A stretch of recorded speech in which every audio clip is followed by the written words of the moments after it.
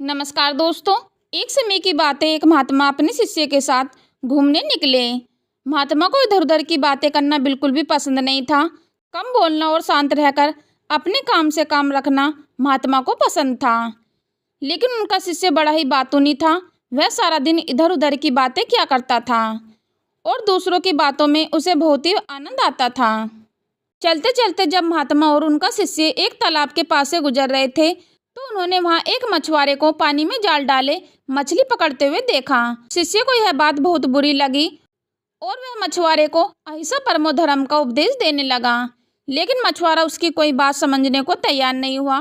पहले मछुआरा शिष्य की बात को टालता रहा, लेकिन जब उसने शिष्य की बात को नहीं माना तो दोनों के बीच लड़ाई झगड़ा शुरू हो गया।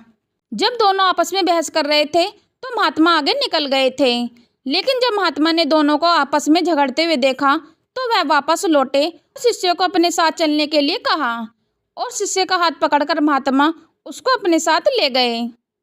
महात्मा ने शिष्य को कहा, बेटा हमारा काम तो सिर्फ समझाना है, लेकिन भगवान ने हमें सजा देने के लिए धरती पर नहीं भेजा है। शिष्य ने कहा, गुरुजी हमारे राजा को इस तरह के लोगों के बारे में पता है और ना ही वह इनको दंड देते हैं। आखिर इस तरह के लोगों को सजा कौन देगा। शिष्य की बात सुनकर महात्मा ने कहा कि बेटा तुम परेशान मत हो, इनको सजा देने वाली भी एक अलौकिक शक्ति इस दुनिया में है जो सब कुछ जानती है। भगवान की नज़र सबके ऊपर है और वह सबके कर्मों का हिसाब रखते हैं। इसलिए तुम अभी चलो, तुम्हारा इससे झगड़ा करने का कोई फायदा नहीं है। शिष्य गुरुजी की बात सुनकर संतुष्ट हो गया और उनके साथ चल दिया। इस बात को बीते हुए 2 वर्ष का समय निकल चुका था। एक दिन महात्मा और उनका शिष्य फिर से उस नदी के पास से गुजर रहे थे। शिष्य भी 2 साल पहले वाली मछुआरे वाली घटना भूल चुका था। वहां उन्होंने एक घायल सांप को देखा जो बहुत ही परेशानी में था। उस सांप को हजारों चींटियां नोच नोच कर खा रही थी। शिष्य ने यह दृश्य देखा तो उसका दिल करुणा से भर गया। उससे यह सब देखा नहीं गया। वह सांप को बचाने के लिए जाने ही लगा था कि महात्मा ने उसका हाथ पकड़ लिया और उसको जाने से मना कर दिया। शिष्य ने गुरु से पूछा, आप मुझे सांप को बचाने के लिए क्यों नहीं जाने दे रहे। महात्मा ने कहा, इस सांप को अपने कर्मों का फल भोगने दो।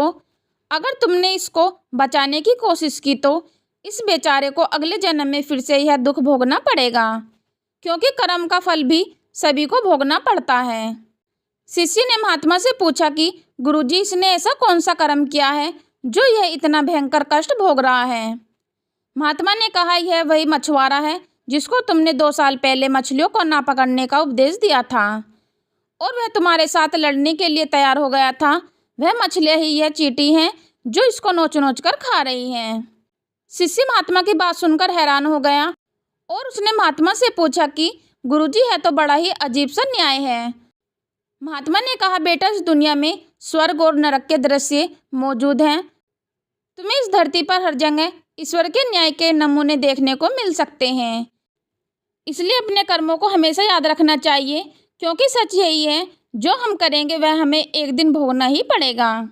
महात्मा ने कहा, हमारे जीवन का हर पल बहुत ही कीमती है, इसलिए इस जीवन को बुरे कर्म करके बर्बाद नहीं करना चाहिए। शिष्य को गुरु की बात समझ आ गई। दोस्तों, यदि हम अपने जीवन में बहुत ज़्यादा अच्छे कर्म करते हैं तो उसी के फलस्वरूप भगवान हमारे साथ न्याय करेंगे। इसलिए हमें जीवन में हमेशा अच्छे कर्म करने चाहिए। दोस्तों, आशा करती हूँ कि आप सभी को मेरी स्टोरी पसंद आई होगी, तो यह स्टोरी अपने दोस्तों को अवश्य शेयर करें। यदि दोस्तों आपने अभी तक हमारे चैनल को सब्सक्राइब और लाइक कमेंट नहीं किया तो चैनल को सब्सक्राइब और वीडियो को लाइक कमेंट अवश्य कर दें। धन्यवाद दोस्तों।